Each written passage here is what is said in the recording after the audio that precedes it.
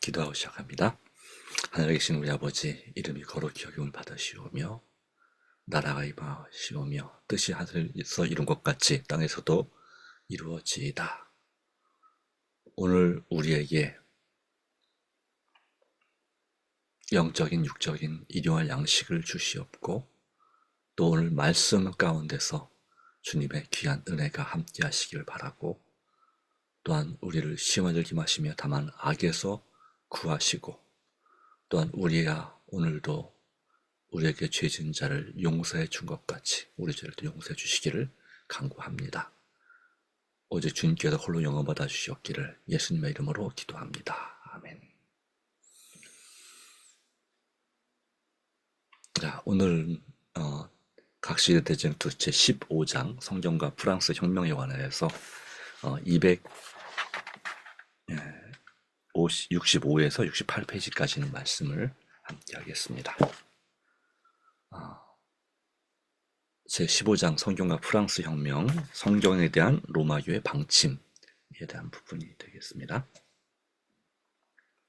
16세기에 이르러 종교개혁자들은 열린 성경을 백성들에게 공개하며 이를 유럽 각국에 보급하기를 희망하였다. 어떤 나라들은 그것을 하늘에서 온 사자로 기쁜 마음으로 환영하였다. 그러나 어떤 나라들에서는 로마교가 성경이 들어오지 못하도록 방지하는 일에 큰 성공을 거두었으므로 성경의 지식에 속한 빛과 그 고귀한 가마를 거의 받지 못하였다. 한 나라에는 빛이 들어왔지만 암흑으로 인하여 그것을 깨닫지 못하였다. 그래야 여러 세기에 걸쳐 진리의 오류가 서로 지배권을 갖고자 다투었다. 마침내 악이 승리를 얻고 하늘의 진리는 물러나게 되었다. 그 정죄는 이것이니 곧 빛이 세상에 왔으되 사람들이 자기 행위가 악함으로 빛보다 어두움을 더 사랑한 것이니라. 요한복음 3장 19절. 그러므로 그 나라는 자신이 택한 행위의 결과를 거둘 수밖에 없었다. 악을 제지하시는 하나님의 성령은 하나님의 은혜의 선물을 멸시한 백성들로부터 떠나가 버렸다. 그리하여 악은 성숙해지기까지 방임되었다. 드디어 온 세계는 고의적으로 빛을 거절한 결과가 어떠함을 보게 되었다. 여러 세기 동안 프랑스에서 계속하여 온 성경에 대한 투쟁은 프랑스 혁명으로 그 절정을 이루었다. 그처럼 무서운 혁명이 일어난 것은 로마교가 성경을 억압함으로 초래된 당연한 결과에 불과했다. 그 혁명은 법안권의 시책이 실천된 결과를 보여주는 가장 현저한 신뢰이며 1000년 이상 로마교의 교훈의 경향이 무엇이었음을 보여주는 예증이었다. 법왕이 최선권을 쥐고 있는 동안에 성경이 금지될 것에 관하여 선지자들은 이미 예언하였다. 요한계시록의 기자는 죄악의 사람의 통치로 말미암아 특히 프랑스에서 일어날 무서운 결과를 또한 지적하고 있다. 주님의 천사는 말하였다. 저희가 거룩한 성을 42달 동안 짓밟으리라. 내가 나의 두 증인에게 권세를 주리니 저희가 굵은 베옷을 입고 1260일을 예언하리라. 저희가 그 증거를 마칠 때에 무정에로부터 올라오는 짐승이 저희로 더불어 전쟁을 일으켜 저희를 이기고 저희를 죽일 터인즉 저희 시체가 큰 성 길에 있으리니 그 성경은 영적으로 하면 소돔이라고도 하고 애굽이라고도 하니 곧 저희 주께서 십자가에서 못 박히신 곳이니라. 이 두 선지자가 땅에 거하는 자들을 괴롭게 한 거로 땅에 거하는 자들이 저희의 죽음을 즐거워하고 기뻐하여 서로 예물을 보내리라 하더라. 3일 반 후에 하나님께로부터 생기가 저희 속에 들어가매 저희가 발로 일어서니 구경하는 자들이 크게 두려워하더라. 요한계시록 11장 2절로 11절. 여기에 기록된 42달 혹은 1260이라는 말은 같은 기간을 가리키는 말로서 그리스도의 교회가 로마 교회의 압박을 받을 기간을 나타낸다. 법왕권이 최상권을 쥐게 된 1260년은 서기 538년에 시작되어 1798년에 마치게 된다. 그때의 프랑스 군대가 로마에 진입하여 법왕을 사로잡았는데 그는 유배 중에 죽었다. 얼마 후에 새 법왕이 선출되었으나 로마의 교권은 전과 같은 세력을 발휘하지 못하였다. 다음, 예언된 로마교회 활동 기간. 교회의 박해는 1260년의 전 기간 계속되지는 않았다. 당신의 백성을 긍휼히 여기시는 하나님께서는 극렬한 시련의 시기를 단축시키셨다. 구주께서는 교회에 임할 큰 환난에 대하여 예언하시면서 그날들을 감하지 아니할 것이면 모든 육체가 구원을 얻지 못할 것이나 그러나 택하신 자들을 위하여 그날들을 감하시리라고 말씀하셨다. 사실상 박해는 종교개혁의 영향을 받아 1798년에 이르기 전에 이미 끝났다. 선지자는 두 증인에 대하여 이는 이 땅에 주 앞에 서 있는 두 감람나무와 두 촛대라고 하였다. 또 시편 기자는 주의 말씀은 내 발의 등이요 내 길의 빛이니라 라고 하였다. 그러므로 두 증인은 구약과 신약 성경을 대표한다. 구약과 신약은 다 같이 하나님의 율법의 기원과 영속성을 알려주는 중요한 증인들이다. 그 두 성경은 또한 구원의 계획을 증거해준다. 구약 성경에 기록된 표상과 희생제도와 예언들은 모두 장차 올 구주를 지적해 준다. 그리고 신약의 사복음서와 편지서는 표상과 예언을 통하여 미리 알려준 그대로 조금도 틀림없이 강림하신 구주를 증언하고 있다. 저희가 1260일을 베옷을 입고 예언하리라. 그 기간의 대부분에 하나님의 증인은 모호한 상태에 놓여 있었다. 법왕권은 진리의 말씀을 백성들로부터 숨기고 그들 앞에 그 증언과 배치되는 거짓 증인을 세우고자 애를 썼다. 성경이 종교와 세속의 권세에 의하여 추방되었을 때 성경의 증거가 곡해되었고 사람들과 악마들이 성경으로부터 사람들의 마음을 돌이키게 하고자 온갖 연구와 노력을 기울이고 있는 동안 성경의 거룩한 진리를 대담하게 증거하는 사람들이 수색당하고 배신당하고 고문을 받고 감옥에 갇히고 믿음 때문에 순교를 당하거나 깊은 산속과 땅속의 동굴에 도피할 수밖에 없는 처지가 되었을 때 그 충성된 증인들은 베옷을 입고 예언하였다. 그리고 그들은 1260년의 전 기간을 통하여 증거하였다. 그들은 그처럼 가장 어두운 시기에 하나님의 말씀을 사랑하고 그분의 영광을 위하여 열성을 다한 충성된 사람들이다. 충성된 그 종들에게는 그 전 기간에 하나님의 진리를 선언할 지혜와 능력과 권위가 부여되었다. 만일 누구든지 저희를 해하고자 한즉 저 입에서 불이 나와 그 원수를 소멸할지니 누구든지 해하려 하면 반드시 이와 같이 죽임을 당하리라. 요한계시록 11장 5절. 하나님의 말씀을 짓밟는 자들은 벌을 받지 않을 수 없다. 이 두려운 선고의 의미는 요한계시록 마지막 장에 밝혀져 있다. 내가 이 책의 예언의 말씀을 듣는 각인에게 증거하노니 만일 이것들 외에 더하면 하나님이 이 책에 기록된 재앙들을 그에게 더하실 터이요 만일 누구든지 이 책의 예언의 말씀에서 제하여 버리면 하나님이 이 책에 기록된 생명나무와 및 거룩한 성에 참여함을 제하여 버리시리라. 요한계시록 22장 18절 19절 말씀. 성경의 순환시대에 그것은 하나님께서 계시하셨거나 명령하신 것은 어떤 식으로든지 변경하지 못하도록 경계하시고자 사람들에게 주신 경고이다. 그 엄숙한 선언은 하나님의 율법을 경시하도록 영향을 끼치는 모든 사람들에게 적용된다. 우리가 하나님의 율법에 순종하느냐 하지 않느냐 하는 것이 별로 대수롭지 않은 문제라고 경박하게 말하는 자들은 그 선고 앞에 떨고 두려워하여야 할 것이다.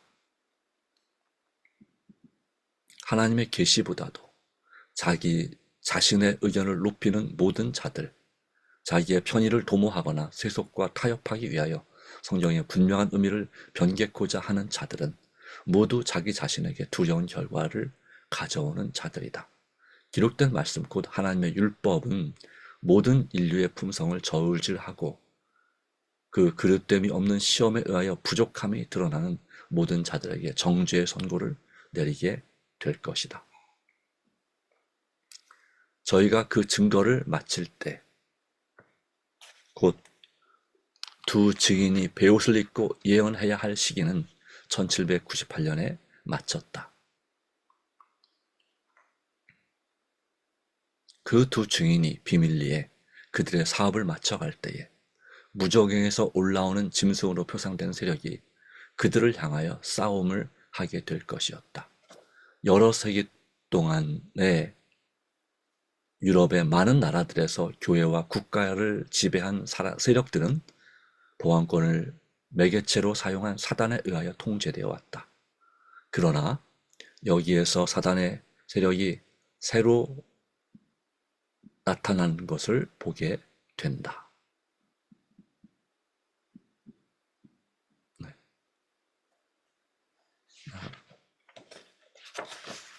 그 다음에 말씀은 또 이어서 보도록 하겠습니다.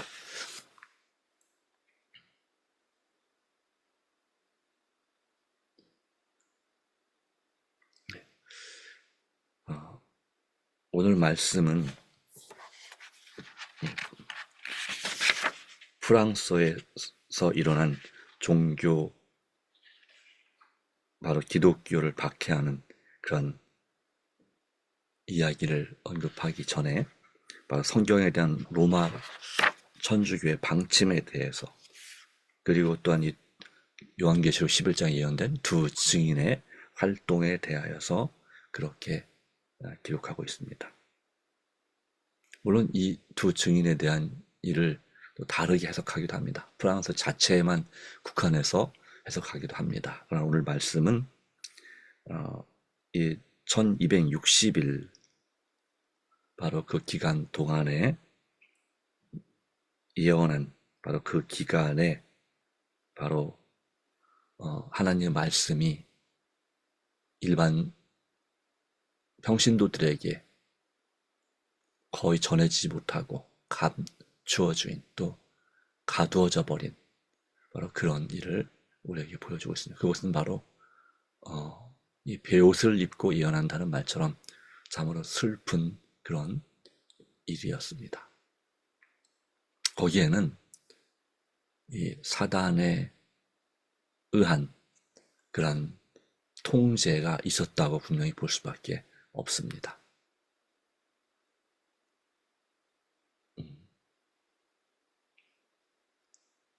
바로 이 두 증인, 베옷을 입은 두 증인에 관하여서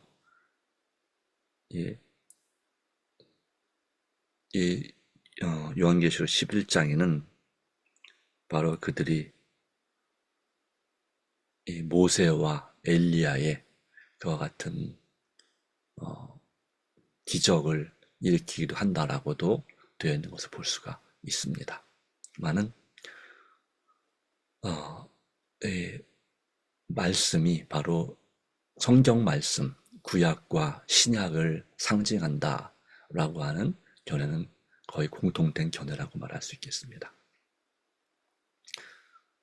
그 두 증인이 베옷을 입고 예언한다 하는 말씀은 그 성경 말씀 자체가 왜곡되어지고 또 잘못 가르쳐지고 거기에 또 오류가 성경의 진리가 아닌 오류를 진리인 것처럼 전하게 되고, 그 결과적으로 이 교회 안에 속해 있는 사람들이, 교회 밖에 있는 사람들 말할 것도 없고 교회 안에 있는 사람들조차도 하나님을 바르게 알지 못하고 또 성경의 진리를 바르게 깨닫지 못한 채 마치 어둠 가운데 있는 것처럼 그렇게 살아가던 시대의 모습을 보여주는 것입니다. 물론 그 가운데서 이 두 증인은 그 구약과 신약의 말씀을 그런 어두움에 빠진 중세 암흑 시대에 전하고자 했던 수많은 그러한 왈렌스인과 같은 그러한 박해 속에서도 환란 속에서도 진리를 전했던 그들을 또한 대표하기도 한다고 볼 수 있겠습니다. 자, 우리는 이 말씀을 유의할 필요가 있습니다. 이 예언의 말씀, 이 말씀들, 성경 말씀 외에 더하면 하나님께서 책에 기록된 재앙들을 그에게 더하실 터이요. 이 책의 예언의 말씀에서 제하여 버리면서 가르치면 이 책에 기록된 생명나무와 거룩한 성의 참여함을 제하여 버리시라는 말씀입니다. 하나님께서는 이렇게 하나님의 율법이 경시당하고 무시당하는 그것을 별 대수롭지 않게 생각하던 바로 그 시대에 대하여 분명하게 예언해 놓고 그대로 적용하셨다고 하는 것입니다. 그리하여 말씀이 떠난, 말씀이 없어진 그 나라들이 또 그 교회가 하나님의 심판을 받은 것을 우리는 일곱 나팔이라고 하는 요한계시록의 예언 가운데서 확인해 볼 수가 있습니다. 그러나 이건 개인도 마찬가지입니다. 하나님의 말씀을 충분히 가까이 하고 읽고 묵상하고 암송할 수 있는데도 그것을 무시하고 등한히 하고 가까이 하진 않고 그 말씀대로 살지 않은 사람들의 또 그 가정의 모습이 어떠한지를 우리는 분명히 볼 수가 있습니다. 겉으로는 화려해 보일지 몰라도, 겉으로는 괜찮아 보이고 믿음 있어 보일지 몰라도 우리가 이 하나님 말씀을, 이 요한계시록 22장 18, 19절의 말씀을 유의하지 않는다면 우리에게는 하나님께서 이 책에 기록된 재앙들을 더하실 것이고 또 빼고 가르치신다면, 내가 좋아하는 것만 따른다면 이 책에 기록된 생명나무와 거룩한 성의 참여함을 제하여 버리시리라 라는 말씀을, 그 말씀이 우리에게 적용될 수밖에 없는 것입니다. 하나님의 말씀을 짓밟는 자들은 벌을 받지 않을 수 없다. 네.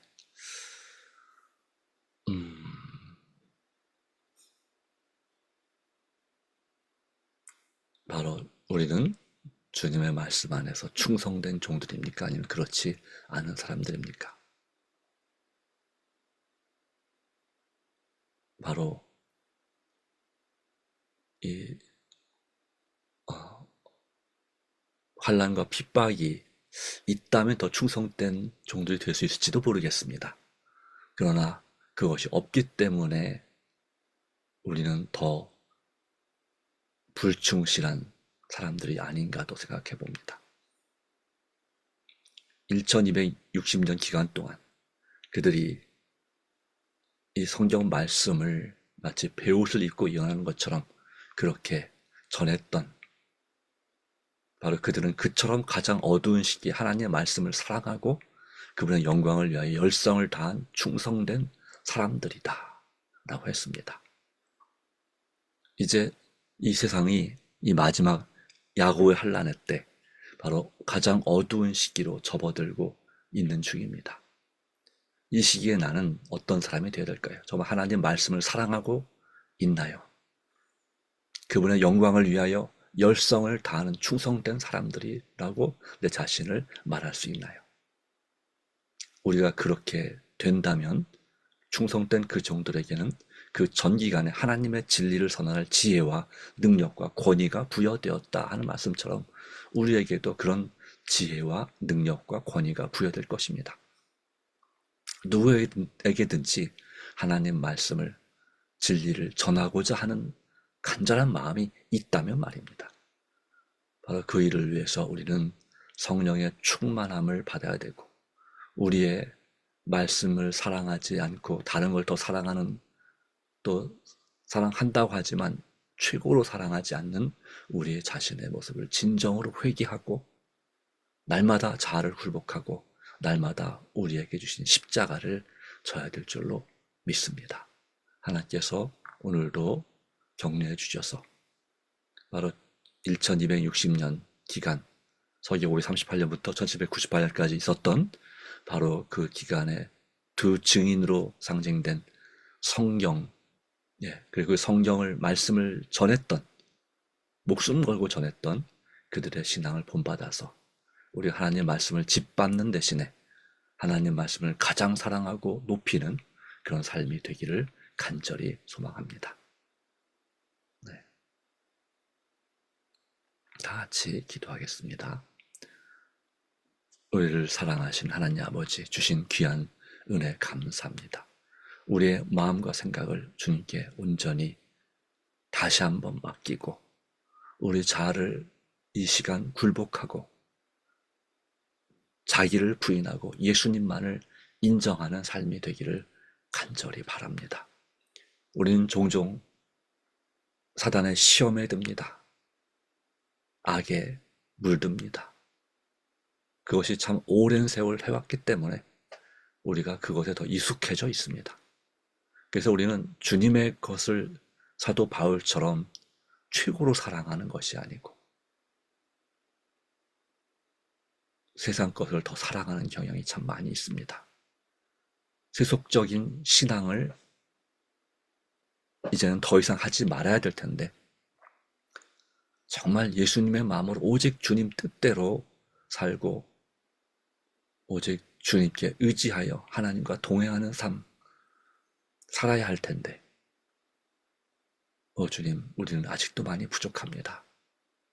이제 마지막 환난의 때가 다가오고 주님 오실 때가 임박했다고 하는데 말은 그렇게 하지만 내 마음에 실제로 그렇게 느끼고 살고 있는가 생각할 때에 우리 마음은 그렇게 조급하지도 않고 평안합니다.